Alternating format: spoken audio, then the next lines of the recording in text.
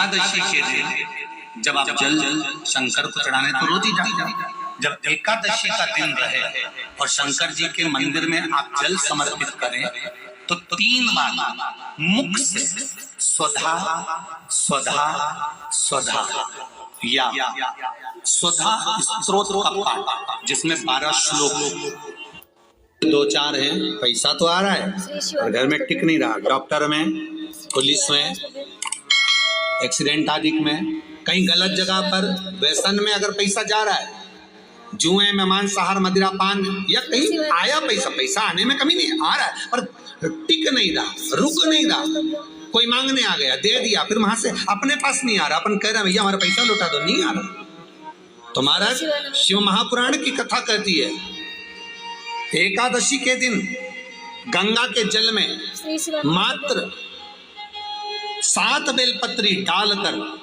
जो नंदीश्वर भगवान अर्थात जो शंकर जी के शिवलिंग के सामने नंदी होता है, उस नंदी के चरण पर गंगा का जल चढ़ाकर बेलपत्री शिव पर समर्पित कर देता है, उसके घर में रुपया रुकना चालू हो जाता है, फिर वो गलत जगह पर नहीं जाता, गलत स्थान पर वो धन जाएगा ही नहीं।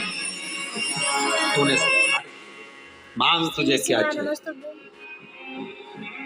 एकादशी ने भगवान विष्णु से कहा, नाथ प्रभु वर दे दो, मृत्यु लोक में जो मनुष्य मेरा व्रत करेगा, चाहे जलचर, थलचर, वायुचर या सांसारिक मनुष्य, मेरा अगर एकादशी का व्रत करेगा प्रभु, उसके यहाँ धन धान्य वैभव सुख संपदा बढ़ेगी और उस जीवात्मा को नरक नहीं भोगना पड़ेगा, सीधे वैकुंठ का उसको वास मिलेगा। जब जीव आत्मा को लेकर चला जाएगा, यम के दूत जब बंदी बनाकर ले जा रहे होंगे उस जीवात्मा को, जिसके प्राण छूटे होंगे, यम के दूत जब बंदी बनाकर ले जा रहे होंगे, तब मुझे वर दो कि मैं इसका हाथ पकड़कर बेतरनी से पार उतार कर सारे नरकों से निकालती हुई आपके धाम में लेकर आऊं।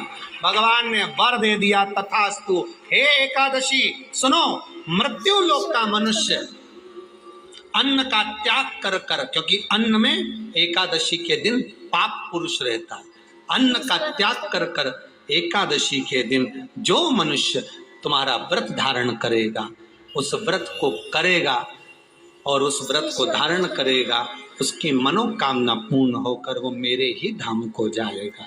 ये तो हुआ एकादशी के जन्म की कथा। एकादशी के दिन गंगा के जल में मात्र 7 बेलपत्री डालकर जो नंदीश्वर भगवान अर्थात जो शंकर जी के शिवलिंग के सामने नंदी होता है, उस नंदी के चरण पर गंगा का जल चढ़ाकर बेलपत्र शिव पर समर्पित कर देता है, उसके घर में रुपया रुकना चालू हो जाता है, फिर वो गलत जगह पर नहीं जाता, गलत स्थान पर वो धन जाएगा ही नहीं। बेटा अगर व्यसन में पड़ा हुआ है, मदिरा पान में पड़ा हुआ है, मांसाहार में, जुए आदि में जा रहा है, तुम्हें लग रहा है कि मेरा बेटा गलत मार्ग पर जा रहा है, ये मित्र दोस्ती गलत हो रही है, वो सही जगह पर आ जाए। करना है एकादशी।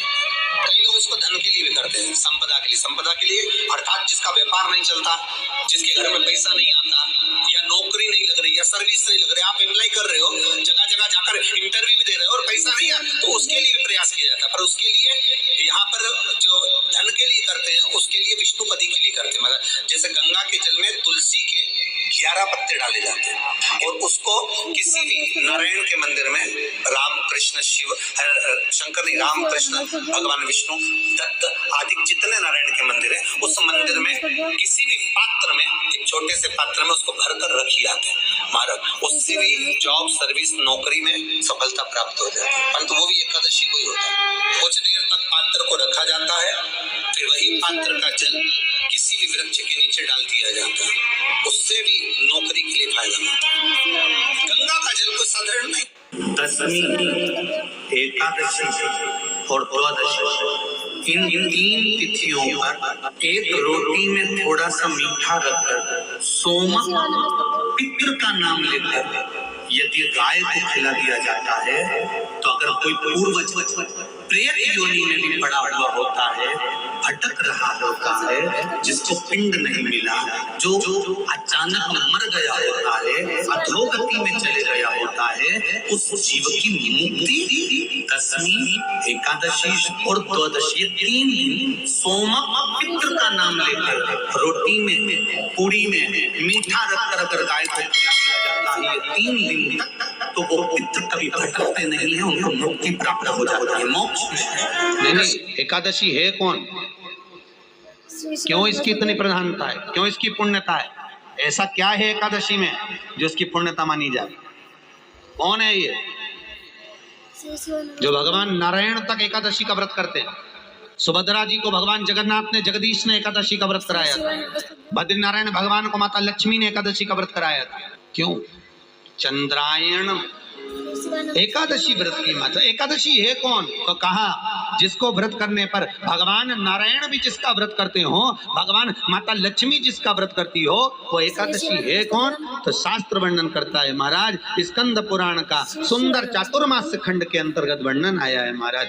एक बार भगवान विष्णु आनंद में विराजमान थे, पद्मावती और माता लक्ष्मी दोनों उनके पास में विराजी हुई थी।